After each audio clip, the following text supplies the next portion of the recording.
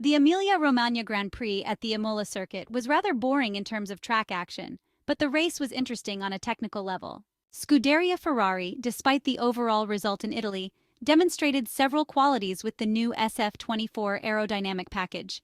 One above all, the car's ability to generate a lesser amount of drag. This was one of the Maranello team's main goals, despite the fact that the Ferrari single-seater still shows more resistance to advancement compared to its direct competitors.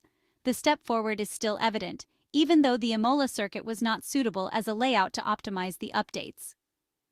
Let's move on to a further analysis, the last concerning the Imola race before diving into the various technical details in view of the Monaco Grand Prix weekend. We will use telemetry data to delve deeper into the matter and scrutinize the performance of the top competitors on the track that lies along the banks of the Santerno. This examination will allow us to draw some interesting conclusions about the top finishers, Max Verstappen, Lando Norris, and Charles Leclerc in the 7th round of this 2024 F1 season. Without further ado, let's move on to the actual analysis. McLaren reaches the Tamburello braking zone with a higher maximum speed on average compared to both competitors, a result of a less loaded setup but mainly due to a different power delivery mode aimed at reducing the clipping phenomenon present on both rival cars. Additionally, the slipstream effect enjoyed by Charles Leclerc's Ferrari, consistently less than 2 seconds behind Lando Norris for the entire stint, helps to partially reduce the speed gap at the end of the straight compared to the Englishman. On the contrary, Max Verstappen suffers from not having anyone ahead of him, making him the slowest of the three. Entering the Tamburello, the first difficulties of the updated SF-24 car are seen, as had been pointed out by the Monegasque driver in his post-qualifying interview. The braking is significant, and as often happens, the Ferrari driver is the most incisive, managing to brake later than the others. This element allows him to have a good minimum speed within the chicane. However, as confirmed on Saturday by Charles Leclerc, the problem affecting the first sector of the new SF-24 car throughout the Italian weekend manifests here. The interpretation of the second part of the chicane is entirely different from the competitors. Less aggressive on the inner curb, resulting in lower speed at the center of the corner and an unfavorable racing line for the straight leading to Villeneuve. Red Bull and McLaren behave very similarly, with the Dutch driver slightly better both at the center of the corner and on exit. The setup of the chicane dedicated to the beloved Canadian driver is still deficient for the Maranello car. Ferrari lags in all phases of the corner compared to the other cars, which are very similar to each other, indicating that the difficulties in direction changes are still present on the SF-24 car, especially with a lot of fuel on board. This concludes the first sector of the track, with the Woking car being generally the fastest in this section, inflicting a gap slightly over half a tenth on the Milton Keynes car and nearly double that on the Maranello car. The Tosa is one of the few corners where the three cars are generally equal in this phase of the race. Max Verstappen is generally preferred overall. Before reaching turn 9, the Piratella, a notable situation occurs. The Ferrari is the car that takes it with the lowest minimum speed among the three, contrary to what was seen in both practice sessions and qualifying, where the SF-24 single-seater performed much better than the competitors, recording significantly higher mid-corner speeds, an aspect that should make us think and could indicate a not yet optimal behavior with a full tank, especially compared to the Dutch driver. Or it could be a symptom of a targeted tire management suggested by the new race engineer Brian Bossi. Approaching Ac Minerali, a critical point of the track, often the scene of damaging off-track excursions, Ferrari number 16 brakes significantly later, perhaps also driven by a more aggressive power delivery, similar to Max Verstappen, and consequently is penalized a bit on the exit. However, overall this approach gains time for the car. The MCL38 seems to struggle a bit in the bumpy section that precedes the corner, perhaps due to a phase of battery recharging. The purple sector in the middle is marked by the Red Bull driver, who averages 0.15 seconds ahead of the Englishman and just under 0.2 seconds ahead of the Monegasque, who unexpectedly loses precious time in the sector that had seen him as a protagonist from the early stages of the Imola weekend. The passage through the Variante Gresini, formerly Variante Alta, highlights some difficulty for Lando Norris's McLaren, possibly due to a slightly stiffer setup that rewarded the English team in the fast corners of the first sector. In this part of the Imola track, the top two teams in the World Championship standings are the reference point, with the SF-24 car able to attack the inner curb more compared to the beginning of the lap. The two Ravazza corners do not show particular weaknesses in the cars, with the RB20 of the Dutch driver interpreting them better overall. This brings the advantage accumulated in the last part of the track to just over half a tenth compared to the Ferrari, and about double that value compared to the number 4 from Woking.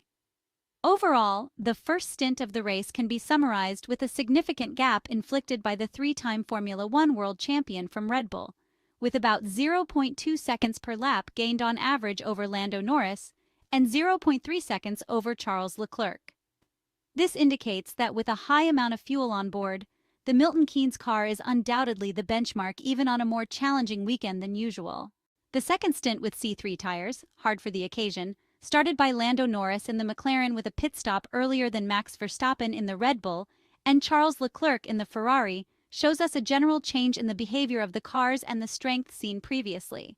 The braking at turns 2 and 3 shows an Austrian car achieving a maximum speed comparable to that of the McLaren, with a very similar acceleration curve. This suggests an evident change in strategy for the power delivery along the lap by the RB20.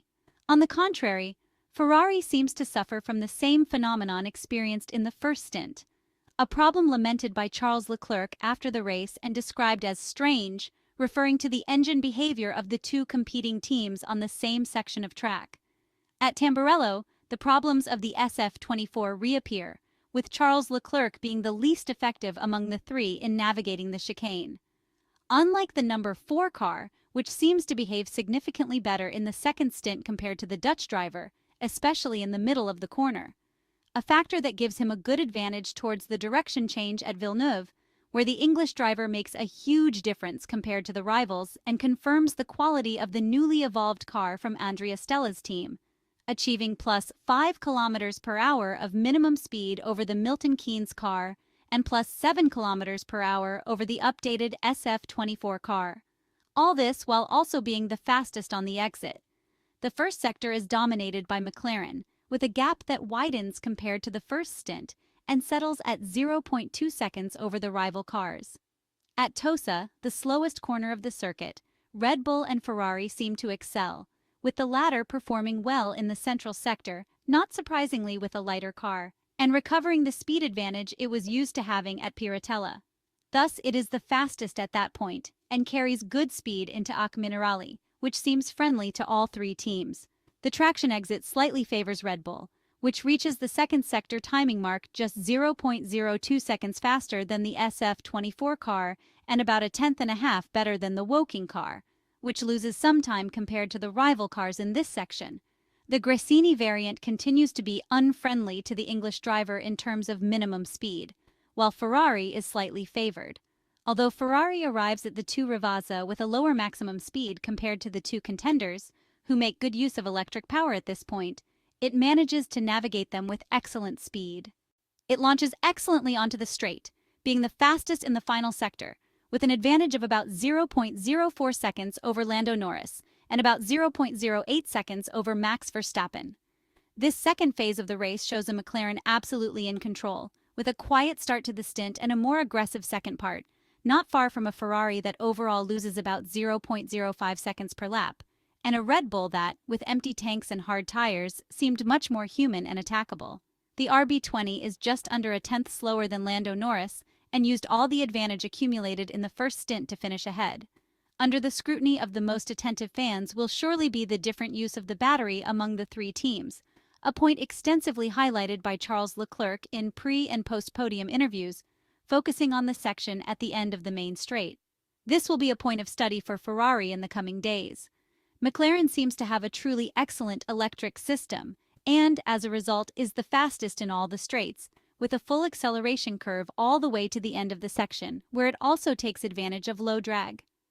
Conversely, Ferrari seems the poorest in this aspect, having to ration the electric power throughout its laps. Red Bull, in the second half of the race, seems to have changed the way the electric power was delivered. It did so by choosing a more aggressive push at the end of the main straight and on the descent from the Gresini variant to the first of the two Ravazza, perhaps to prevent the pursuers, especially Lando Norris, from entering the drag reduction system zone.